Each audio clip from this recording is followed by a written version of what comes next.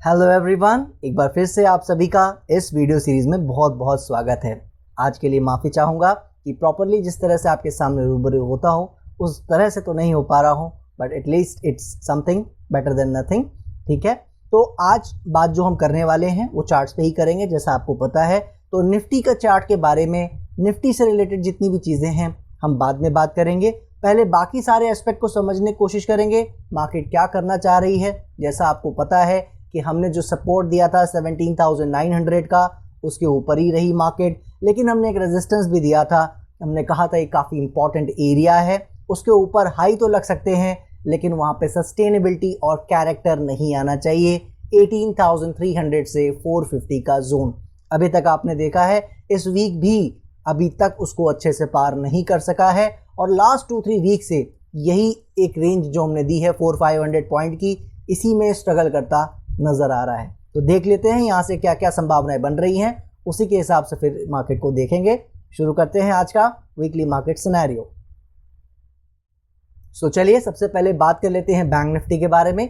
Bank Nifty में जैसा आपको याद होगा हमने पहले बात कर रखी है, जब तक 42,000 के ऊपर है अब बैंक निफ्टी में ज़्यादा कुछ कहने और सुनने को नहीं है। हमारे टारगेट एरियाज पहले कंप्लीट हो चुके थे, इसलिए हमें अभी इसका फ्यूचर पूरा क्लियरली दिख नहीं रहा है। हालांकि उतनी क्लैरिटी हमें निफ्टी में भी नहीं है, लेकिन बैंक निफ्टी ज़्यादा ब्लर पोजीशन में है, तो या तो ये अच्छा कर जाएगा या नहीं करेगा, दो ही बातें होती हैं, राइट। इसीलिए ज़्यादा पचड़ों में ना पड़ के हम सपोर्ट के साथ आगे बढ़ते रहेंगे। इसमें कोई इफ बट नहीं है और हमने ऐसा भी बताया था कि इसमें कोई ऐसा मेजर रेजिस्टेंस भी नहीं है, यानी ऐसा कोई लेवल नहीं है जिसको पार करना इसके लिए कोई बहुत बड़ा मुश्किल काम होना चाहिए। हालांकि आप देख रहे हो लास्ट रेजिस्टेंस जो एरियाज थे उसी के आसपास ये काम करता नजर आ रहा है। लाइफ टाइम हाई के आसपास चूंकि आ चुका है, जो कि निफ्टी नहीं आया है, राइट। लेकिन मेरे हिसाब से जब ये इतना अच्छा काम पहले कर ही चुका है, इतनी अच्छी आउट परफॉर्मेंस दे चुका है, तो थोड़ा बहुत आराम करने में, थोड़ा बहुत और करेक्शन करने में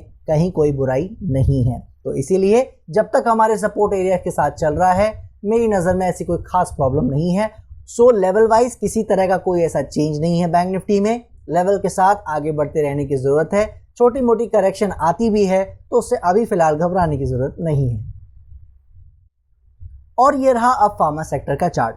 फार्मा सेक्टर में आप देख रहे हो, जैसा हम बात कर रहे थे कि चाल अच्छी आई है लेकिन अभी हम कंफर्म नहीं हो सकते। इसीलिए जैसे पूरी मार्केट में हम एक्सपेक्ट कर रहे थे, सभी सेक्टर्स में एक्सपेक्ट कर रहे थे कि चाल अच्छी आ सकती है। सब में 3-4-5% का मूव कम से कम आना चाहिए। आपने देखा है सब में आया है, कोई इसमें आप कह सकते हो इफ बट नहीं है। आई होप सबने ये चाल को एंजॉय किया होगा जो लास्ट 1.5 मंथ में हमें देखने को मिली है, राइट। लेकिन उसके बावजूद हमने ये बात की थी कि क्लैरिटी भले ना हो, जो चाल आ रही है उसको भी कॉशियसली प्ले करने की ज़रूरत है। और फार्मा में खासकर, क्योंकि फार्मा करना तो बहुत अच्छा चाहता है लेकिन क्लैरिटी अभी तक नहीं दे सका है, क्योंकि हमारे लेवल एक बार पीछे ब्रेक किया था। तो अभी तक आप देख रहे हो उसी सपोर्ट एरिया के आसपास आके बहुत ही शानदार तरीके से लौटता नजर आ रहा है, जिस लेवल को हम दे गए थे कि इसे अब 12,000, 11,950 इस एरिया के नीचे अब सस्टेन नहीं करना चाहिए अगर इसे अच्छा करना है। अभी तक आप देख रहे हो अच्छे से होल्ड कर रहा है, तो कहीं कोई दिक्कत नहीं है। इसी लेवल के साथ इस उम्मीद में बने रहेंगे कि अगर ये इसे होल्ड करता है तो 13,000 का एरिया बहुत जल्दी हमें फिर ब्रेक करता नजर आएगा। और 13,000 के एरिया को ब्रेक करने का मतलब आपको पता है, एक बार इसको डिसाइसिवली ब्रेक कर दिया तो ये वो स्टैंप लगा देगा कि कहीं ना कहीं ये बॉटम क्रिएट हो चुके हैं और फिर बहुत बढ़िया चाल हमें फार्मा सेक्टर में देखने को मिल सकती है। इसकी संभावना बढ़ जाएगी 100%। तो देखिए आपको पता है कुछ भी नहीं होता है, लेकिन 13,100 के ऊपर, 13,000 के ऊपर ये संभावना 80-90% तक जा सकती है। सो उम्मीद अच्छे की कर रहे हैं, क्या करेगा या क्या नहीं वो तो हम देखेंगे। फिलहाल सपोर्ट एरिया के साथ ही आगे बढ़ते रहने की ज़रूरत है। सो अब बात कर लेते हैं मेटल सेक्टर के बारे में। ये कैंडल तो आपको याद ही होगी लास्ट वीक की, राइट। ये लास्ट जो पहली ग्रीन कैंडल आपको नज़र आ रही है इस करेक्शन के बाद, यहाँ पे हम आए थे आपसे लास्ट वीक मिलने और मैंने आपसे कहा था कि इसके नीचे चलेगा, सस्टेनेबिलिटी और कैरेक्टर अगर नज़र आएगा तो फिर ये काफ़ी नीचे जा सकता है, क्योंकि वो नीचे के सपोर्ट हमारे अभी भी खुले हुए हैं, जो आपको पता है 4900 के आसपास है। वहाँ या उससे भी नीचे ये जाना चाहे जा सकता है, इसकी संभावनाएं फिर खुल जाएंगी। अभी तक आपने देखा ऐसा नहीं हो सका है और अच्छे से उसी जगह से क्या शानदार चाल आपको देखने को मिली है, राइट। तो अभी किसी तरह का कोई क्वेश्चन हम मेटल सेक्टर में खड़ा नहीं कर सकते जब तक ये इन एरियाज के साथ आगे बढ़ने की कोशिश कर रहा है। तो फार्मा की तरह मेटल भी, या ज़्यादातर सेक्टर मुझे कहना चाहिए, सपोर्ट के सहारे जैसे हम आगे बढ़ रहे हैं वैसे ही आगे बढ़ते रहने की ज़रूरत है। कोई दिक्कत मेटल में भी नज़र नहीं आ रही है। और ठीक इसी तरह की बात आपको याद होगा, मुझे उम्मीद है कि आपको याद होगा, एनर्जी सेक्टर में भी हमने यहीं पे बात की थी। ये बिल्कुल यहाँ से अच्छा करता रह सकता है, कोई दिक्कत नहीं है जब तक इन सपोर्ट के ऊपर ये होल्ड कर रहा है। आप देख लो, इसमें तो लो भी ऑलमोस्ट हमारे सपोर्ट पे ही बने हैं, तो कहीं कोई दिक्कत नहीं है। जब तक इन लेवल्स के साथ ये ऊपर चल रहे हैं, चलते रह सकते हैं। याद रखिएगा, क्लैरिटी बाद में ही आएगी, कंफर्मेशन बाद में ही आएगी। अभी हमें सिर्फ सपोर्ट के साथ ही हर सेक्टर में आगे बढ़ते रहने की ज़रूरत है, क्योंकि जो भी सेक्टर लेवल को ब्रेक करेगा, डीप कट या आप कह सकते हो अच्छा खासा फॉल स्टॉक्स में देखने को कम से कम मिल सकता है। इंडेक्स बड़े बहुत ज़्यादा गिरें या ना गिरें वो हम देखेंगे। फिलहाल बस कहने का मतलब इन शॉर्ट यही है कि जो सेक्टर अच्छे से नज़र आ रहे हैं, सपोर्ट पे अच्छे से काम कर रहे हैं, तब तक तो वो अच्छे हैं। अगर लेवल ब्रेक कर जाए तो काफ़ी कॉशियस हमें होने की ज़रूरत है। अब हम लोग ऐसे सेक्टर पे आ गए हैं जिसमें काफ़ी उम्मीदें लोगों को रही हैं, लेकिन अभी तक इसने परफॉर्मेंस नहीं दिखाया है, या मुझे कहना चाहिए ये उन बड़े गिने चुने सेक्टर्स में से एक है जिसने अभी तक इस शानदार रैली में जो लास्ट 1.5 मंथ से चल रही है उसमें कोई भी कंट्रीब्यूशन अच्छा सा नहीं दिया है। और अब आप जैसा कि देख पा रहे होगे, अब विजुअल है आपको, 10-12% का रिटर्न तो नीचे से आ रहा है, जो कि एग्जैक्ट हमारे सपोर्ट एरिया से है। लेकिन मैं इसको क्लेम नहीं कर सकता कि हम इसमें बहुत ज़्यादा खुश होने की बात है। क्यों? क्योंकि हम पहले से एक्सपेक्ट कर रहे थे कि ये यहाँ से ऊपर चल सकता है, नहीं गया, कोई बात नहीं। लेकिन सपोर्ट फाइनली हमारे दूसरे वाले लेवल को इसने फॉलो किया है, और हमारा लेवल तो मुझे कहना नहीं चाहिए, क्योंकि ओवरऑल ये एक सिर्फ रेंज है और रेंज को ये फॉलो सिंपली कर रहा है। इसीलिए इसमें हम ज़्यादा खुश नहीं हो सकते। जब तक ऊपर के एरियाज अच्छे से डिसाइसिवली नहीं पार हो जाते, तब तक हम किसी भी तरह के ट्रेंड की क्लैरिटी नहीं दे सकते। तो अब हम ये कह सकते हैं ये जो एरिया है 27,800-900 के आसपास, मोटा मोटी 28,000 आप मान लो, इसके नीचे अगर ये आता है तो डेफिनेटली ये फिर सपोर्ट पे आता नजर आएगा। वरना अब ये 28,000 के नीचे मोटा मोटी आप देखोगे शायद ना आ सके, और ऐसे ही छोटी मोटी करेक्शन करके ऊपर चलता रह सकता है। और अब आ गए हैं ऑटो सेक्टर के चार्ट पर। ऑटो में भी आपको याद होगा हमने बात की थी कि अच्छा कर रहा है, करेक्शन दिए बिना बढ़ता जा रहा है, तो वो करेक्शन कभी भी आ सकती है, हम उसका अंदाज़ा नहीं लगा सकते। लेकिन जब तक हमारे सपोर्ट एरियाज को फॉलो कर रहा है तब तक ये अच्छा करता रह सकता है, इसी की उम्मीद है। फॉल किसी भी तरह का आए, तेज आए, रोके आए, ना आए, वो चलेगा, लेकिन करेक्शन 13,100 से ज़्यादा नहीं होनी चाहिए। इसी को हमें देखते रहना है। तो ऑलरेडी चाल आ चुकी है, ऑब्वियसली सूनर और लेटर हमको इसमें कहीं ना कहीं करेक्शन देखने को मिल सकती है। आई डोंट नो आपको अब याद है या नहीं है, लेकिन बहुत अच्छे से हम यहाँ बताते चले आ रहे हैं कि FMCG में हम अच्छे एक्सपेक्टेशन रख रहे थे, लेकिन ये वो एरिया आ चुका था 48,700-800, 49,000 मोटा मोटी मान लीजिए। यहाँ पे हम बात कर रहे थे इसको पार करना ज़रूरी है, वरना ये पूरी तरह वापस आता नज़र आ सकता है। ये बहुत ही इंपॉर्टेंट इसके लिए एरिया है। अभी तक आपने क्या देखा कि लास्ट वीक सपोर्ट उसी पे ले गया था, फिर भी हम भरोसा नहीं कर रहे थे, सस्टेनेबिलिटी चाहिए थी। और इस वीक जिस तरह से इसने काम किया है, जिस तरह से ये निकाल के ले गया है, अब मेरे हिसाब से कुछ कहने को रह नहीं गया है। कैरेक्टर, सस्टेनेबिलिटी, सब कुछ आप कह सकते हो इसमें आ चुका है। तो अब इसमें सिंपल सी बात यह है कि जो भी इसमें होना है अब इसी लेवल के ऊपर ऊपर होना है। जी हाँ, अब इसको 48,500 के नीचे बिल्कुल नहीं आना चाहिए। अगर इसको अच्छा करते रहना है तो जो हम इससे एक्सपेक्ट कर रहे हैं, FMCG और अच्छी चाल यहाँ से दिखाता नज़र आ सकता है। और मेरी नज़र में ये नीचे वाले लेवल का अब कोई भी काम नहीं रह गया है। यही अब हमारा सैक्रोसेंट सपोर्ट है। जब तक 48,500, 48,700 इसके नीचे नहीं आता है, तब तक आप देखोगे ये अब अच्छा ही करता रहेगा। आने वाले हफ्तों से महीनों के लिए कहीं कोई दिक्कत अब FMCG में नहीं है। तो जिसके पास कहीं कुछ भी FMCG में है, मेरे हिसाब से ये बहुत अच्छा समय है उसको होल्ड करके चलने के लिए। और अब आ गए हम लोग अपने PSU बैंक के चार्ट पर, जिसमें हम बहुत ज़्यादा अभी उम्मीद नहीं कर रहे हैं, क्योंकि आपको पता है सपोर्ट के साथ या लेवल के साथ तो जो बढ़ रहा है वो किसी भी सेक्टर में बढ़ सकता है, लेकिन इसका ये रेस्टिंग पीरियड चल रहा है। इसीलिए हमने बात की थी कि ये प्रायोरिटी सेक्टर इस वक्त नहीं हो सकता। अभी तक आपने देखा है 3850 का सपोर्ट जो हमने दिया था उसको ब्रेक नहीं किया है, उसी के ऊपर ऊपर काम करता नजर आ रहा है। तो जब तक अच्छा है इसी लेवल के ऊपर अच्छा है और अच्छा करता रह सकता है।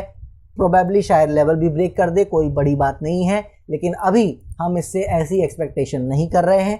करेक्शन चल रही है, अगर ख़त्म हो जाएगी तो उसकी बात दोबारा ज़रूर करेंगे। फिलहाल सपोर्ट के साथ ही बने रहने की ज़रूरत है, अदरवाइज़ मेरी नज़र में बहुत ज़्यादा इसमें गंगो होने का समय अभी नहीं आया है। और अब आ गए हैं अपने finally superstar chart realty sector पर, जिसके बारे में मुझे ज़्यादा कुछ कहने की ज़रूरत नहीं है। जो भी हमारे वीडियोस फॉलो कर रहे हैं उनको इस बात का अंदाज़ा है और स्टॉक्स में भी उनको नज़र आ गया होगा किस तरह की चाल रियल्टी सेक्टर में आ रही है। अभी फ़िलहाल देख रहे हो आप, जैसा पुराने हाइस के आसपास है, तो थोड़ा बहुत यहाँ पे रेजिस्टेंस उसको मिल रहा है। करेक्शन थोड़ी बहुत और करना चाहे बिल्कुल कर सकता है, लेकिन जो शानदार चाल इसने दी है उसका कोई मुकाबला नहीं है और यही हम इससे एक्सपेक्ट करते आ रहे थे। बस थोड़ा सा इसने डिले कर दिया उस चीज़ को, हम जहां से एक्सपेक्ट कर रहे थे वहां से ना आके थोड़ा डिले करके ऊपर जाता नज़र आ रहा है। सो कुल मिला के अब जिस तरह का ये बिहेवियर दिखा रहा है, जिस तरह से इसने काम कर लिया है, मेरी नज़र में अब इसमें ज़्यादा इफ बट करने की ज़रूरत नहीं है और लेवल रिवीजन का भी समय आ गया है। जी हाँ, अब ये जब तक ये इस एरिया के ऊपर काम कर रहा है जो कि 425 430 के आसपास है, जब तक इसके ऊपर ये काम कर रहा है मेरे हिसाब से कहीं कोई दिक्कत नहीं है और ये ऐसे ही आगे अच्छा करता चला जा सकता है। करेक्शन करके या बिना किए ये ऊपर अभी और इसको चलना बाकी है। जैसा आपको पता है मैं एक रेफरेंस देता आ रहा हूँ, याद कीजिए PSU बैंक की चाल को, जो कुछ महीने पहले हमें ज़बरदस्त रैली देखने को मिली थी। तो उसी तरह की चाल हम इसमें एक्सपेक्ट कर रहे हैं। तो इसीलिए अभी ये सिर्फ शुरुआत है मेरी नज़र में। अगर सब कुछ ठीक रहा, लेवल नहीं ब्रेक किए, मार्केट में कोई बहुत बड़ी आफत नहीं आई, तो ये आपको अच्छे नज़ारे दिखाता नज़र आ सकता है। इसीलिए रियल्टी सेक्टर के साथ बिल्कुल बने रहने की ज़रूरत है। सो कुल मिला के सेक्टर्स आपने देख ही लिए हैं। जैसा हम आपको बताने की कोशिश यहाँ करते चले आ रहे हैं कि जब 17,000 से निफ्टी चली थी तब भी हमने ये बात की थी, आज भी यही बात कर रहे हैं। सपोर्ट के साथ सेक्टर्स में आगे बढ़ने की ज़रूरत है, क्योंकि ज़्यादातर सेक्टर अच्छे ही करते रह सकते हैं। आपने देख लिया है बढ़िया रिटर्न सब में आता नज़र आ रहा है, सभी सेक्टर्स अच्छा काम कर रहे हैं। तो बस जिनमें सपोर्ट लेवल ब्रेक नहीं कर रहे हैं उनमें उसी लेवल के साथ आगे बढ़ते रहने की ज़रूरत है। कोई ज़्यादा यहाँ कॉम्प्लिकेटेड करने की ज़रूरत नहीं है चीज़ों को, बहुत ही सिंपल तरीके से फ़िलहाल मार्केट काम कर रही है और जैसे जैसे आगे चीज़ें बढ़ेंगी कॉम्प्लिकेट ज़रूर होंगी और उसी कॉम्प्लिकेशन का हम वेट कर रहे हैं कि मार्केट आखिर चाहती क्या है। उस क्लैरिटी के लिए ही, जैसा मैंने आपको कहा था, आने वाले हफ्तों में क्लैरिटी हो जाएगी कि मार्केट क्या चाह रही है, तो उसमें कहीं ना कहीं सेक्टर्स भी हमें हेल्प करेंगे। तो जो जैसा चलेगा उसकी बात हम करते रहेंगे। फिलहाल ओवरऑल अगर हम सेक्टर्स को कंक्लूड करें, सब कुछ फर्स्ट क्लास चल रहा है जैसा हम एक्सपेक्ट कर रहे थे और कहीं ना कहीं अच्छा मूव हमें ऑलरेडी मिल चुका है। सो विदाउट एनी डिले चलिए बात कर लेते हैं अब अपने ग्लोबल पॉइंट ऑफ व्यूज़ की, और उसमें सबसे पहला नाम जैसा आपको पता है डाउ जोन्स का आता है। डाउ जोन्स जैसा आप देख रहे हो हम पहले से बात करते आ रहे हैं, जब तक हमारे सपोर्ट एरियाज़ के ऊपर है जो कि 31,500 32,000 इन्हीं एरियाज़ के आसपास था, तब से हम बात करते आ रहे हैं कि डाउ जोन्स अच्छा करता रह सकता है, कहीं कोई दिक्कत डाउ जोन्स में नहीं है। टाइम की बात अलग होती है कि थोड़ा टाइम पास करना चाहे तो वो अभी भी और कर सकता है, वो कोई बड़ी बात नहीं है।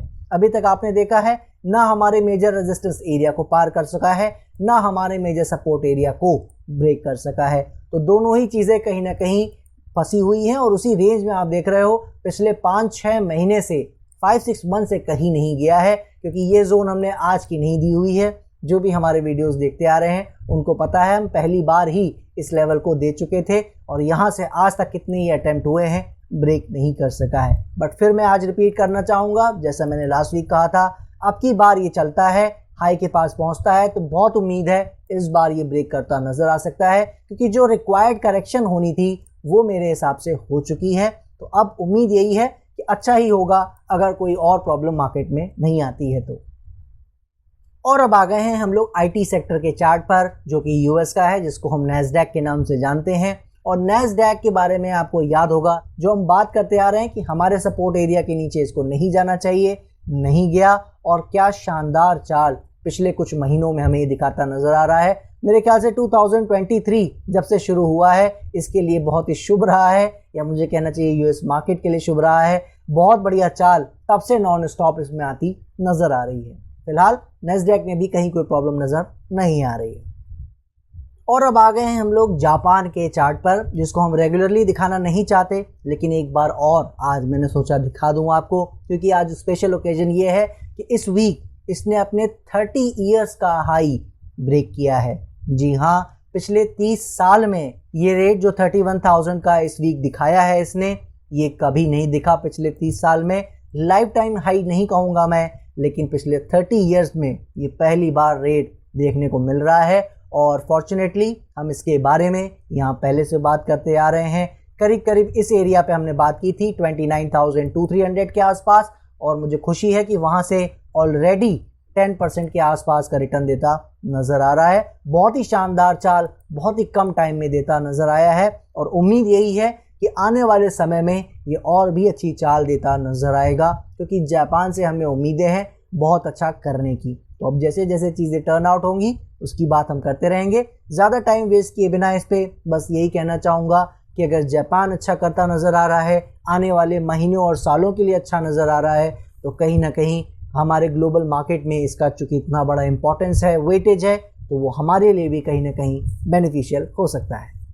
और अब आ गए हैं डॉलर इंडेक्स के चार्ट पर। डॉलर इंडेक्स में आपको याद होगा टॉप के पास हमने क्या बात की थी, वहाँ से क्या हुआ है, ये सारी चीज़ें हम बात करते आ रहे हैं। लास्ट कुछ वीक्स में मैं ये बोलता आ रहा हूँ कि इसमें एक बाउंस पेंडिंग है, वो बाउंस आ सकता है, वो ज़्यादा नहीं आना चाहिए लेकिन आ ज़रूर सकता है। अभी तक आपने देखा है 100 के आसपास का लो लगा के 104 हो चुका है। ये कोई स्टॉक नहीं है, ये वर्ल्ड का लीडर करेंसी है, और इसमें 4% की चाल बहुत बड़ी चाल मानी जाती है। तो बहुत अच्छी चाल आ रही है। उम्मीद है कि थोड़ा बहुत और भी आना चाहे आ सकती है, लेकिन मेरा कहने का मतलब सिर्फ यही है कि इसको 107, 8 इन लेवल्स को भी पार करते नहीं चले जाना चाहिए, क्योंकि जैसे जैसे वो 107, 8 की ओर बढ़ेगा वैसे वैसे कहीं ना कहीं ये मार्केट के लिए बहुत दिक्कत करता नज़र आएगा, और उसके ऊपर जाने पर कहीं ना कुछ प्रॉब्लम्स क्रिएट होती नज़र आ सकती हैं। तो उस डाउटफुल केस में जाने से बेटर यही है कि वहाँ ना जाए, और उसी के नीचे नीचे चाहे ये 105 से चाहे 107, 8 से नीचे वापस कंटिन्यू करके 100 के नीचे नए लोज लगाता नज़र आना चाहिए। यही हमारी उम्मीद इसमें अभी तक रही है। बॉन्ड यील्ड में भी जैसा आपको याद होगा हम बात करते आ रहे हैं, दोनों का ही समय था बाउंस देने का। बॉन्ड यील्ड भी बढ़िया बाउंस देता नज़र आ रहा है, और इसमें भी डॉलर इंडेक्स की तरह एक सर्टेन लिमिट है। 4%, 4.05%, मोटा मोटी आप 4.10 मान लीजिए जो हाइज हैं, उसके नीचे नीचे ही जो बाउंस आना है इसको ले लेना चाहिए। उसके बाद इसकी जर्नी वापस, जैसा आपको नीचे हमारा सपोर्ट दिख रहा है, 290 के आसपास आता नज़र आना चाहिए। कम से कम की उम्मीद हमें यही रही है। अब बाकी वो क्या करेगा, कैसे करेगा, वो हम देखेंगे। इसके ऊपर जाता है तो ये भी फिर मार्केट के लिए प्रॉब्लम क्रिएट कर सकता है। तो दोनों में ही एक ही चीज़ है, बाउंस आने की उम्मीद थी हमें, बाउंस आ रहा है, लेकिन अब दोनों को ही जल्दी ही आने वाले हफ्तों में वापस घूमने की कोशिश करनी चाहिए। तो अब देखते हैं दोनों क्या डिसीजन लेते हैं, उससे भी हमें काफ़ी कुछ मदद मिलेगी मार्केट के आने वाले जो सिनेरियोज हैं उसको फाइंड आउट करने में। So overall global point of view में भी आपने देखा है कि जो हम बाउंस की उम्मीदें कर रहे थे, यानी जो मार्केट के लिए थोड़ा सा नेगेटिव होता है, लेकिन अब जो चीज़ पेंडिंग है तो उसकी तो उम्मीद हमें करनी पड़ेगी। जिस तरह रियलिटी में एक चाल आ गई है अप मूव की, तो करेक्शन की एक्सपेक्टेशन रखनी पड़ेगी। ऑटो में अच्छी चाल आ गई है तो करेक्शन की एक्सपेक्टेशन रखनी पड़ेगी। उसी तरह बॉन्ड यील्ड, डॉलर इंडेक्स में चाल आने की कोशिश हो रही है, वो एक जो बड़ा फॉल पहले आ चुका है उसका बाउंस तो उनमें आ ही सकता है, राइट। तो ये सारी चीज़ें कैसे पैन आउट होंगी ये तो आने वाला वक्त बताएगा, लेकिन ओवरऑल अगर हम ग्लोबली देखें तो अभी ऐसी कोई प्रॉब्लम क्रिएट करने वाली चीज़ नहीं हुई है। चाल सब में आई है, करेक्शन आ रहा है, कहीं कोई दिक्कत नहीं है। इसके अलावा अब हम बात करें अगर निफ्टी की, तो निफ्टी जिस तरह से आप देख रहे हो चार्ट पे बहुत बढ़िया काम करता नज़र आया है। जैसा हम यहाँ सजेस्ट करते आ रहे हैं कि इस एरिया को जो कि 18,300 से 450 का जोन है करीब करीब, इसको पार करना डिसाइसिवली 2-3 डेज के कैरेक्टर के साथ ज़रूरी है। और अभी तक आपने देखा है हाई तो उसके ऊपर लगाने में इस वीक कामयाब रहा है, लेकिन कितना ज़्यादा उस स्ट्रगल किया है उसके ऊपर इवन हाई लगाने से पहले। तो बहुत अच्छा स्ट्रगल अभी तक हमें देखने को मिला है। सपोर्ट के आसपास अभी तक आया नहीं है, लेकिन अनफॉर्चुनेटली अभी हम सपोर्ट रिवाइज नहीं कर सकते। 17,900 का एरिया ही अभी हमें लेके चलना पड़ेगा। जब तक इसके ऊपर है, मेरी नज़र में वापस भी आता है तो भी ये ऊपर आगे निकलता नज़र आ सकता है, इसकी हमें पूरी उम्मीद है। तो अब अभी निकल जाएगा या बाद में निकलेगा वो तो मेरे लिए कह पाना मुश्किल है, लेकिन सपोर्ट के साथ हमें आगे बढ़ते रहने की ज़रूरत है। तो कुल मिला के बस मैं यही कहना चाहूँगा निफ्टी के बारे में भी, अभी तक जो हम चाल एक्सपेक्ट कर रहे थे 17,000 से वो हमें चाल मिली है। मुझे पूरी उम्मीद है कि जो भी चीज़ें हम यहाँ बताते आ रहे हैं, कहीं ना कहीं किसी ने अगर कुछ फ़ायदा ना भी किया हो, कम से कम शॉर्ट सेलिंग करके जो आगे बढ़ रहे थे, जो ये सोच रहे थे कि हमें कम से कम 16,000 मिल जाएगा, कम से कम 15,000 मिल जाएगा 17,000 लेवल के समय, उनको कम से कम उन्होंने शॉर्ट सेल नहीं किया होगा, अपने लॉसेस से वो बचे होंगे। सो कुल मिला के ये तो थी सारी चार्ट्स की बातें। चार्ट हमें क्या बता रहे हैं वो मैंने आपको बताने की अभी तक कोशिश की है। अब समझ लेते हैं कि मार्केट यहाँ से किस तरह का बिहेवियर दिखाती नज़र आ रही है और उसमें जो पीछे की स्टोरी है वो क्या चल रही है। जैसा आपको पता है, मैं पिछले कुछ हफ्तों से कहता आ रहा हूँ कि मार्केट में अभी क्लैरिटी नहीं है, अभी मल्टीपल टेस्ट हैं। याद रखिएगा, इस रोड में चीज़ें धीरे धीरे क्लियर हो रही हैं। जो ब्लर रोड रही है, आपको पता है, इसको कोई एक रास्ता चुनना है। जो सिनेरियोज हमने बात की थी पॉसिबल रोड्स की, उस वीडियो में जो हमने समझाने की कोशिश की थी, तो अभी वो रोड चुननी इसको बाकी है, या हो सकता है इन्होंने चुन ली हो, हमें उसका पता लगना बाकी है। तो उसके लिए थोड़ा सा हमें पेशेंस और रखना है, क्योंकि जब भी यहाँ से ये निकलेगा, याद रखिएगा ये क्या बताएगा वो समझ लीजिए कि जब भी ये इस लेवल को डिसाइसिवली ब्रेक करेगा तो इसका मतलब ये होगा कि ये फिर 15,000 की साइड तो जाने वाला नहीं है। उसकी संभावना हमारी नज़र में पूरी तरह से नील हो जाएगी।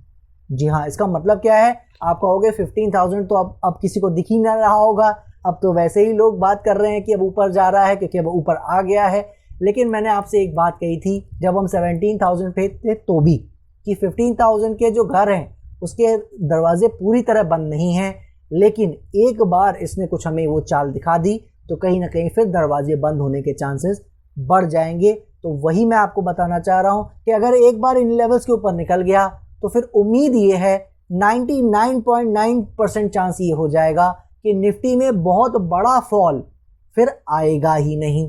पहली चाल आप समझ लो, पहली चीज़ तो ये है कि उसमें फिर कोई बहुत बड़ा डेंट लगने वाला नहीं है। कितनी भी बड़ी कोई ख़राब न्यूज़ आए, अब वही बात है, एक्ट ऑफ गॉड या वर्ल्ड वॉर की बात मैं नहीं कर रहा हूँ, कोई न्यूक्लियर बम मार दे उसकी बात नहीं कर रहा हूँ। इसके अलावा कोई भी न्यूज़ आती है, बाहर रिसेशन की बात होती है, कुछ भी होता है, आप देखोगे निफ्टी 16-17,000 के नीचे नहीं जाएगा।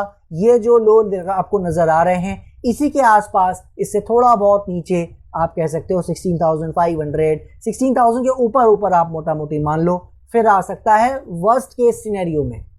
आप समझ रहे हो, मैं वहाँ आने की बात नहीं कर रहा हूँ, मैं वर्स्ट केस सिनेरियो की बात कर रहा हूँ कि फिर 15,000 साइड आने के चांसेस बहुत बहुत बहुत कम हो जाएंगे। यानी पहला जो दरवाज़ा हमारा बंद हुआ वो ज़्यादा गिरने का बंद हुआ।